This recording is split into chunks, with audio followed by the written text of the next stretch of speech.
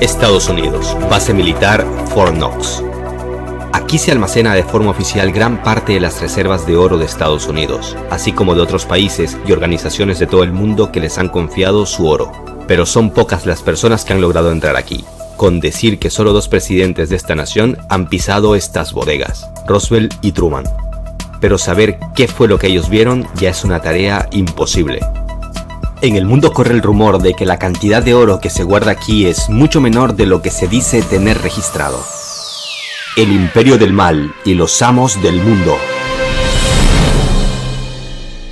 Hola amigos amantes de hechos impactantes. Para la mayoría de nosotros, si es que no es para todos, el dinero es una parte importante de nuestras vidas. Necesitamos dinero para satisfacer nuestros gustos y necesidades diarios. Está claro que no todo se compra con dinero, pero seguro que estarás de acuerdo conmigo que muchos problemas se resolverían con mayor facilidad si tuviésemos 1 o 2 milloncitos de dólares de más. Pero hay muchas cosas que desconocemos del dinero y para variar, los que conocen todos los pormenores no se apresuran a revelarnos quiénes son los que dirigen las finanzas en todo el mundo. Por ejemplo, ¿cómo es que Estados Unidos puede imprimir billones o trillones de dólares de la nada? ¿Cómo los banqueros dominan nuestras vidas y en muchos casos de forma ilegal? ¿Quién mató a Kennedy? ¿Y cuál es la relación que hay entre su muerte y su rebeldía ante el sistema financiero de Estados Unidos? ¿A quién benefician las guerras? ¿Qué pasará cuando el dólar caiga de su trono? Hoy te voy a contar algunos datos realmente impactantes, con datos y hechos que te dejarán con la boca abierta. Quédate con nosotros.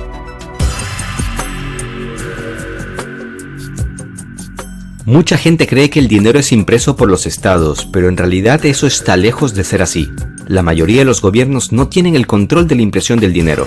Sí amigos, aunque no lo crean, la impresión del dinero en la mayoría de los países es tarea de unas estructuras comerciales independientes. Por ejemplo, en Estados Unidos el encargado de imprimir el dinero, o sea, los dólares, es el Departamento del Tesoro, pero es la Reserva Federal la que tiene el control de la oferta monetaria y es capaz de crear créditos con tasas de interés a su conveniencia. ¿Y quiénes componen la Reserva Federal? Pues entre sus dueños aparecen apellidos como Rothschild, Rockefeller, Lehman, Goldman Sachs, y lo peor de todo es que no trabajan en interés del pueblo estadounidense, pues este está endeudado con ellos por una cantidad estratosférica de más o menos 7 billones de dólares. ¿Por qué? Porque por cada dólar que ellos imprimen y ponen en circulación, el pueblo debe pagar un interés. El problema está en que el porcentaje de interés de cada dólar físicamente no existe. De ahí que impriman dólares infinitamente y la deuda también crezca infinitamente.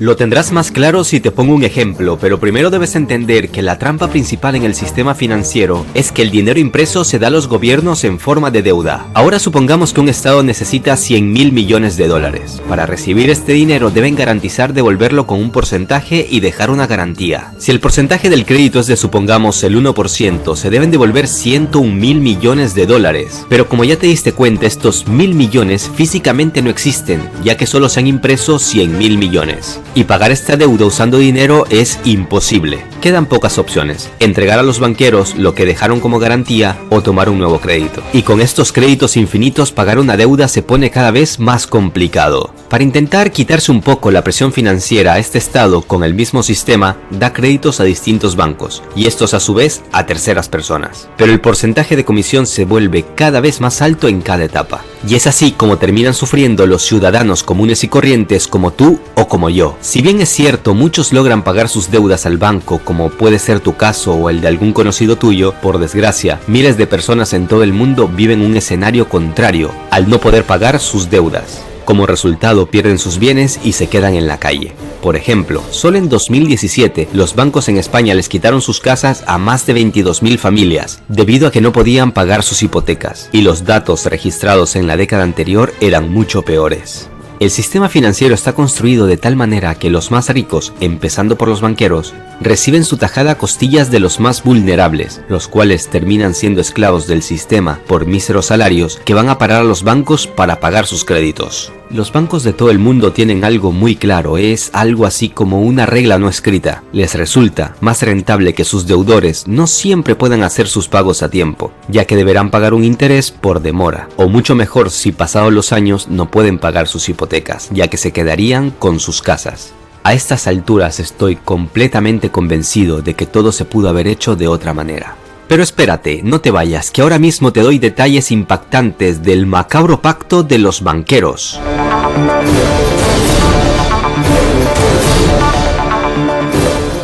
Pero empecemos por el principio. Veamos la raíz de toda esta espeluznante historia. En el siglo XVIII, Mayer Amschel Rothschild, un banquero alemán de origen judío, que fue fundador de la famosa dinastía Rothschild, ya empezaba a tener ideas de cómo podía manejar el mundo entero a sus anchas. Y fue él quien con sus ideas puso las bases para manipularnos. Este señor decía: denme el control del suministro de dinero de una nación y no me importará quién escriba sus leyes. Una barbaridad que con los años se volvió una realidad. Los banqueros de Estados Unidos tenían claro que debían crear una estructura o un banco privado que imprimiera dinero para luego darle al gobierno como préstamo con un porcentaje de interés, o sea, a crédito. Ahora debemos ubicarnos a inicios del siglo XX, el cual estuvo marcado por una sucesión de pánicos financieros, y el peor ocurrió luego del terremoto de San Francisco en 1906. En 1907, en medio de un pánico que había puesto al borde del colapso al sistema financiero de Estados Unidos, John Morgan, sí, el fundador de una de las empresas financieras más influyentes del mundo, la JP Morgan, convocó a los 120 mayores financieros de Nueva York en la biblioteca de su mansión.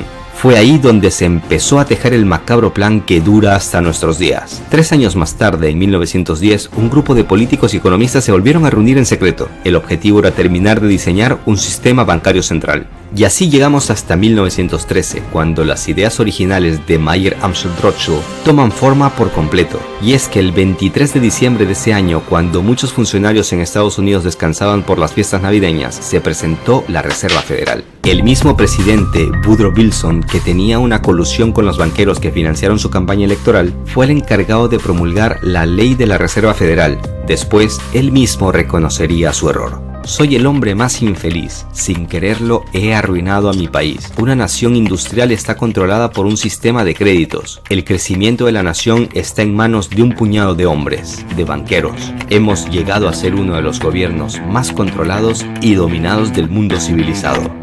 Lo que hoy en día conocemos como Reserva Federal era en realidad el tercer intento de crear una institución de este tipo, que fracasaron por detalles que no se tuvieron en cuenta en décadas pasadas. Por ejemplo, se dieron cuenta de la gran importancia que tenía el control de la opinión pública. ¿Y qué fue lo que hicieron? Ya todos sabemos la influencia de las religiones en el mundo, por lo que para mantener al pueblo adormecido y no agravar el nerviosismo popular, los banqueros dictaron órdenes a las iglesias protestantes, ortodoxas y católicas de que en los oficios religiosos del domingo incluyeran sermones de índole optimista y pacífica, que afuera por la intercesión del Altísimo o por las buenas obras de los banqueros, la gente debía tener plena confianza en las decisiones del gobierno. Otro detalle que tuvieron en cuenta fue el nombre. La llamaron Reserva Federal, a fin de que el pueblo no piense que es un banco privado, y al escuchar federal supusieran que le pertenece al gobierno, pero nada más lejos de la realidad. La Gran Depresión de 1930 fue una prueba en la que, para la mayoría de los economistas e historiadores, la Reserva Federal fracasó. Tras el famoso Martes Negro en 1929, la Reserva Federal era la única que podía haber evitado una caída en cadena de los bancos, pero hizo todo lo contrario. Pero no me quiero detener en los años 30, ya que lo más impactante estaba por venir.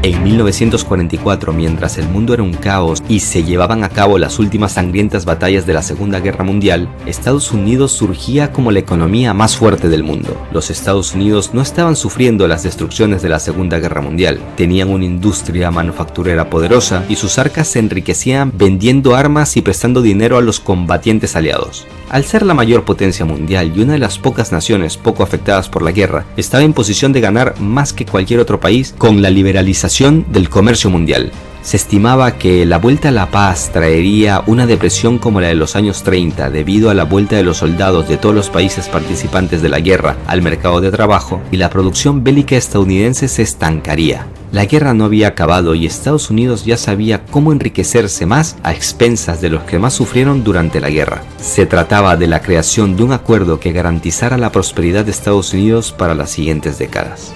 Fue así como a mediados de 1944, cuando la Segunda Guerra Mundial no había acabado, se reunieron unos 730 delegados de 44 países en territorio estadounidense, en concreto en Bretton Woods, a fin de definir el futuro financiero del mundo. No en vano, las resoluciones monetarias que se firmaron ahí se conocen mundialmente como Acuerdos de Bretton Woods. La historia de este acuerdo es bastante interesante y muestra la astucia de Estados Unidos. No te vayas, que si aún no te he sorprendido, ahora sí que lo lograré. La mayoría de los participantes de esta conferencia eran países que todavía eran colonias europeas y cuyos representantes no velaban por los intereses de sus pueblos. También participaban países latinoamericanos cuyos gobernantes cumplían lo que desde Washington se les dictaba. Por otro lado, los países aliados de la Unión Soviética que participaron no ratificaron luego los acuerdos, ya que era un notable y descarado acuerdo a beneficio de Estados Unidos. Para que te hagas una idea, en los acuerdos se decidió la creación del Banco Mundial y del Fondo Monetario Internacional, usando el dólar estadounidense como moneda de referencia internacional. También se adoptó un patrón oro, en el que Estados Unidos debía mantener el precio del oro en $35 por onza, y se concedió la facultad de cambiar dólares por oro a ese precio sin restricciones ni limitaciones. Al mantenerse fijo el precio de una moneda, el dólar, los demás países deberían fijar el precio de sus monedas con relación a esta. Bravo gringos, jugada maestra. Sucia pero maestra. Gracias a los acuerdos de Bretton Woods, el dólar ganó su estatus de moneda mundial y por eso, desde entonces, en casi todos los intercambios monetarios de importaciones y exportaciones a nivel mundial se usa el dólar. ¿Y quién sale ganando? La Reserva Federal, por supuesto. Pero eso no es todo, amigos, ya que Estados Unidos estaba a punto de traicionar a todo el mundo con una decisión atroz. ¿Quieres saber de qué se trata? Pues allá vamos. Por cierto, en un video anterior contamos detalles del oro y el dólar que debes saber. Te dejo el enlace en la descripción de este video. Te aconsejo verlo. Como ya sabemos ahora, gracias a los acuerdos de Bretton Woods, el dólar estaba respaldado por oro desde 1944, pero en 1955 inicia la guerra de Vietnam y Estados Unidos imprimía y enviaba al exterior miles de millones de dólares para financiar esta guerra. Ya por los años 60 algunos empezaban a sospechar que la cantidad de dólares impresos en el mundo era muchísimo mayor que la cantidad de oro, es decir, que si todos los poseedores de dólares en el mundo empezaban a comprarle oro a Estados Unidos no hubiese podido cumplir con su promesa del acuerdo de 1944. Es por eso que en 1965 empieza el caos. Pero vayámonos unos años antes de todo esto. Francia fue el primer país que tomó un crédito del FMI en 1947. Su ejemplo lo siguieron otros países europeos. Como resultado, los países del viejo continente tenían en sus manos dólares con mucho peso en el mundo, pero sus propias monedas iban perdiendo su valor. La inflación y la subida en los precios en los siguientes años empezaron a ser el principal problema de los países europeos. Fue así como decidieron empezar a hacer más fuertes sus propias monedas. En los siguientes años se llevaron a cabo reformas monetarias en Bélgica, Austria, Francia, Holanda, Dinamarca, Noruega, Finlandia. Sus monedas empezaron a recuperarse y estos países empezaron a deshacerse de los billetes verdes impresos con los rostros de presidentes de Estados Unidos. Los líderes europeos se preguntaban, ¿y ahora qué hacer con estos dólares? Esta guerra contra el dólar empezó el 4 de febrero de 1965. En una reunión en Bélgica, el presidente de Francia, Charles de Gaulle, recordó a Estados Unidos sobre su promesa de poder cambiar dólares por oro con el precio fijado en 1944, $35 por onza. Estados Unidos, por su parte, y muy educadamente, le recordó que los socios de la OTAN no se comportan de esa manera, y Francia lo amenazó con salirse de la OTAN. En marzo de 1965 llega a Nueva York un barco con bandera francesa con una carga inusual. En su interior había 750 millones de dólares en billetes estadounidenses. Lo acompañaba un segundo barco con el mismo cargamento. Los franceses querían devolver 1.500 millones de dólares a Estados Unidos y recibir a cambio oro, tal como había quedado estipulado en el acuerdo de Bretton Woods. Semanas más tarde llegaban a Francia estos dos barcos cargados con cientos de toneladas de oro, y esto era solo el comienzo. A finales de 1968 los franceses ya habían cambiado dólares por oro en una suma que superaba los 5.000 millones de dólares. No está de más decirles que, como era lógico de esperar, el ejemplo de Francia lo empezarían a seguir otros países como Alemania, Canadá o Japón. Como resultado, las reservas de Fort Knox, donde está depositado el oro de Estados Unidos, se contrajeron.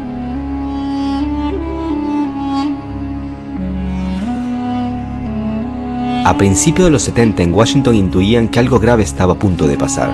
Debido a que el dólar estaba sobrevalorado, necesitaban una solución.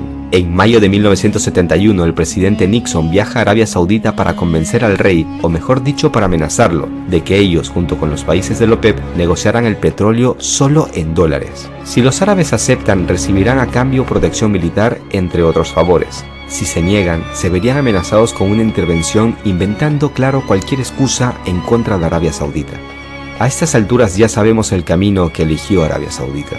Entonces Nixon regresó a casa con un as bajo la manga, y en agosto de ese año, en 1971, Nixon anuncia al mundo que temporalmente abandonaba los tratados de Bretton Woods y que por lo tanto ya no se podría comprar oro con dólares. A raíz de esta decisión, por primera vez en la historia las divisas carecían de respaldo alguno. Pero como decía al principio, uno de los factores que más influyó a tomar esta decisión fue la guerra de Vietnam, con la cual se estaban gastando las reservas estadounidenses debido al gran gasto militar. Ello sumado al hecho de que muchas potencias mundiales como Francia empezaban a cambiar sus dólares por oro. Si bien el dólar ya no estaba respaldado por oro, el trato con Arabia Saudita le iba a dar cuantiosas ganancias hasta el día de hoy. No en vano, por esas fechas nació lo que hoy conocemos como petrodólar.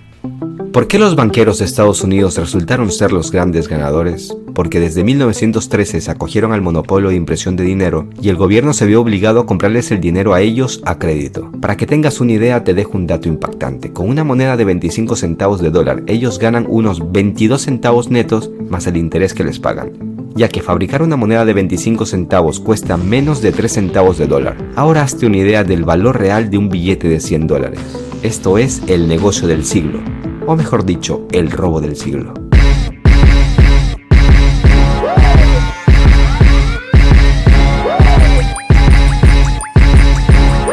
Hasta la actualidad, un grupo de economistas designados, no electos, se reúne para tomar decisiones que impactan tanto en los habitantes de Estados Unidos como en millones de personas de todo el mundo.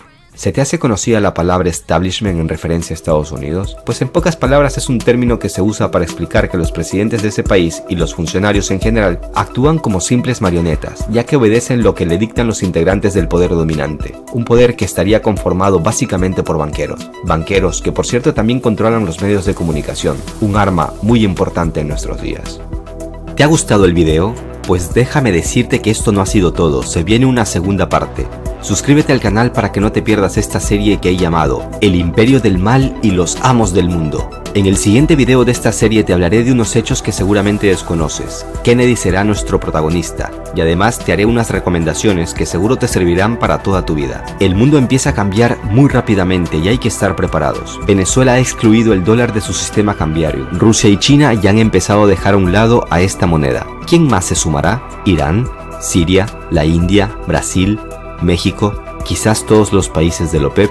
Estados Unidos empieza a tener asperezas con Arabia Saudita. Eso seguramente se debe a que los árabes ya no cumplen el papel que sí cumplieron en los 70, me refiero a los petrodólares. Por otro lado, Tesla empieza a ganar terreno con sus autos eléctricos y las petroleras empezarán a perder mucho si la gasolina ya no es el alimento principal de los autos. ¿Qué otros avances se vienen? ¿Cuál es el plan de Estados Unidos si el dólar pierde su estatus mundial? ¿Acaso estarán tramando una guerra? Estos solo son algunos de los puntos de los... En la historia de Estados Unidos han asesinado a 4 presidentes y todas las investigaciones independientes apuntan a que los banqueros estaban detrás de todos ellos. Seguramente ya sabes que de estos 4 personajes, uno de ellos era John Kennedy y el otro Abraham Lincoln.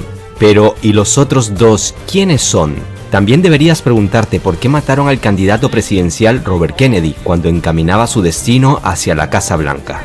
No te vayas, que ahora te doy detalles basados en hechos y datos que corroboran todo lo que digo. Y te quedará claro por qué asesinaron a John Kennedy, un caso que hasta el día de hoy supuestamente no está resuelto. Pero antes de esto pregúntate, si el establishment de Estados Unidos ha sido capaz de matar a 4 presidentes y al menos a un candidato presidencial, ¿entonces también son capaces de matar a líderes de otros países? La respuesta es que no solo son capaces de esto, es que ya lo han hecho en numerosas ocasiones. ¿Quieres saber por qué? En breve te lo cuento, pero te adelanto que otra vez las investigaciones independientes apuntan a la élite financiera de Estados Unidos. El Imperio del Mal y los Amos del Mundo, segunda parte. En la primera parte de esta serie, El Imperio del Mal y los Amos del Mundo, te contaba de cómo los banqueros se adueñaron del planeta con la Reserva Federal, y hasta cómo Estados Unidos llegó a traicionar a sus aliados para satisfacer a la banca. Si no has visto la primera parte, te dejo el enlace en la descripción.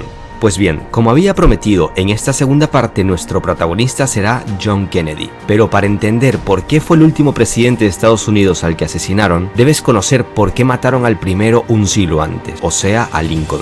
Mira el video hasta el final, no te decepcionaré. El vil asesinato de Abraham Lincoln.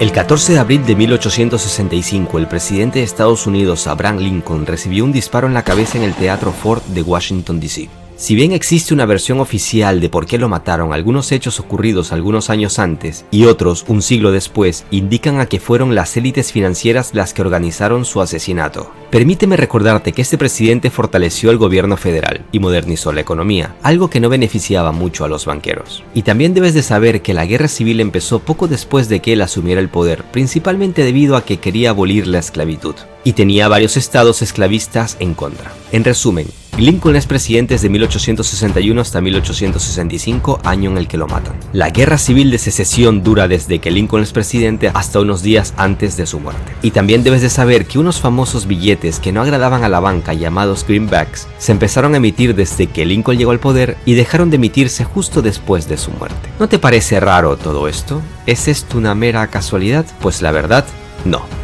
Te lo explico. En realidad, el 14 de abril de 1865, el día que mataron a Lincoln, los ciudadanos de Estados Unidos tenían motivos de sobra para sentirse libres y satisfechos, ya que días antes los opositores empezaban a rendir ante el ejército de Estados Unidos. La versión oficial asegura que el autor de este atentado, el actor John Wilkes Booth, lo asesinó porque no estaba de acuerdo con el fin de la guerra y quería reunir tropas para que siguieran la lucha, pero lo cierto es que era un simple peón de la banca. Para entenderlo tenemos que hablar de estos famosos billetes greenbacks. Lincoln quería una moneda libre de intereses y totalmente en manos del Estado, y no de banqueros privados. Sus asperezas con la banca, sumadas a la guerra civil, lo llevaron a crear esta moneda, que aunque no estaba respaldada ni por oro ni por plata, en pocos años logró convertirse en una moneda muy fuerte. Si bien estos billetes sufrieron varias caídas durante la guerra, se empezó a recuperar rápidamente cuando los opositores empezaron a rendirse. Y si ya era una moneda fuerte, entonces, ¿por qué dejaron de emitirla tan solo meses después de que lo mataran? Pues es fácil entenderlo. La bala Lincoln era un claro mensaje para sus sucesores. Como veremos más adelante, el caso John Kennedy tiene muchos parecidos con la muerte de Lincoln, ya que también se enfrentó a la élite financiera y por desgracia también terminó con un disparo en la cabeza. Pero para contarte el caso Kennedy, primero debes entender el caso Lincoln y luego sacar tus propias conclusiones. Lincoln había logrado con estos billetes algo parecido a aquello por lo que lucharon otros presidentes como Andrew Jackson, o sea, oponerse al monopolio de la banca y lograr que sea el Estado el que tenga el control sobre el dinero. No en vano a Andrew Jackson, sí, el mismo que aparece en los billetes de $20, también intentaron matarlo unos 30 años antes que Lincoln, pero fallaron. ¿Por qué quisieron matarlo? Básicamente porque fue el que inició lo que se conoce como guerra bancaria, y fue, atención, el único presidente en toda la historia de Estados Unidos que logró pagar toda la deuda nacional. No en vano, de él se habla como el presidente que mató a la banca. Sin embargo, cuando dejó el poder, los banqueros volvieron a adueñarse del país. Para que lo entiendas mejor, permíteme contarte una analogía. Un doctor para ganar dinero necesita que por desgracia la gente se enferme. Y si no hay enfermos, no hay trabajo. Y si no hay trabajo, no ganan dinero. Y los bancos, al igual que los doctores, también necesitan sus enfermos, o sea, deudores, a quienes cobrarles sus intereses. Y si no hay deudores, no hay ganancias. Lo mismo pasa con los países. Las entidades financieras necesitan que siempre estén endeudados. ¿Nunca te has preguntado por qué Estados Unidos, la mayor potencia mundial, es el país que tiene la mayor deuda externa del mundo? En la primera parte te conté algunos datos importantes sobre la Reserva Federal. Y en los siguientes capítulos te revelaré cómo funciona el FMI o el Banco Mundial y por qué casi ningún país puede pagar su deuda. Pero volvamos al tema de hoy. Resumamos lo que tenemos. En 1835 casi matan a Andrew Jackson por haber matado a golpe de buenas decisiones a la banca. En 1865 matan a Lincoln por principalmente oponerse a la banca y emitir los greenbacks. En 1881 el presidente James Garfield quiso seguir los pasos de Lincoln y también fue asesinado. No duró ni 7 meses en el poder. Lo irónico del caso fue que los disparos no fueron fatales en sí y Garfield murió porque los doctores le abrieron una de sus heridas para encontrar la bala y finalmente le provocaron una infección y hemorragias internas. ¿Estaban comprados los doctores? No se sabe a ciencia cierta, pero el hecho no deja de ser sospechoso. En 1901 matan al presidente William McKinley durante su segundo mandato. La élite efectuó otra complicada jugada política haciendo aparecer el magnicidio como obra de otro loco suelto. El asesinato ofrecía a la élite varios beneficios, como eliminar un personaje que nunca fue del todo fiel a los planes elitistas. ¿No me digas entonces que quien mató a Kennedy fue el sistema monetario? Pues sí, y los motivos fueron básicamente los mismos. Pero déjame presentarte la mística Orden 11-11-0 y el fragmento de uno de sus discursos donde denuncia las sociedades secretas que gobernaban en ese entonces no solo Estados Unidos como en el siglo XIX, sino ya el mundo entero, tal y como te lo conté en la primera parte de esta serie. No te vayas, que ahora viene lo más impactante. Давайте вспомним об убийстве президента Кеннеди. Ведь существует версия, что убийство президента Кеннеди организовали спецслужбы Соединенных Штатов. Но если эта версия верна, а этого исключить нельзя. Los motivos del asesinato de John Kennedy. Como ya sabes ahora, en la historia ha habido varias personalidades importantes que intentaron salvar al mundo de este asqueroso sistema financiero que beneficia a unos pocos y del que te hablé en la primera parte. John Kennedy fue el último presidente de Estados Unidos que plantó cara a los banqueros, en concreto a la Reserva Federal, la cual, como ya sabemos, tomó todo el poder en 1913. En 1963, Kennedy empezó un plan para quitarle a la Reserva Federal su juguete favorito, las máquinas de impresión de dinero. Un decreto presidencial casi desconocido fue firmado por Kennedy el 4 de junio de 1963. Se trataba de la orden número 11-11-0, con la cual básicamente despojaba a la Reserva Federal de su poder para prestar dinero con intereses al gobierno federal de los Estados Unidos. Más de 4.000 millones de dólares en billetes de Estados Unidos entraron en circulación en denominaciones de 2 y 5 dólares. Fíjate en un detalle, los dólares actuales tienen impresa la nota billete de la Reserva Federal y los dólares de Kennedy tenían impresa la nota billete de Estados Unidos. Una gran diferencia, ya que como te expliqué en la primera parte, los bancos de la Reserva Federal prestan dinero al Estado con comisión y con estos billetes de Kennedy se le acababa el negocio. Y es que Kennedy sabía que si los billetes de Estados Unidos avalados en plata circulaban ampliamente, eliminarían la demanda de billetes de la Reserva Federal. El presidente Kennedy fue asesinado meses después de firmar esta orden, en concreto el 22 de noviembre de 1963. ¿Y adivinen qué fue lo primero que hizo el nuevo presidente Lyndon Johnson? Exacto, sacar inmediatamente de circulación los billetes de Estados Unidos. También déjame decirte que nunca circularon los billetes de Estados Unidos de 10 y 20 dólares, que ya estaban impresos cuando Kennedy fue asesinado.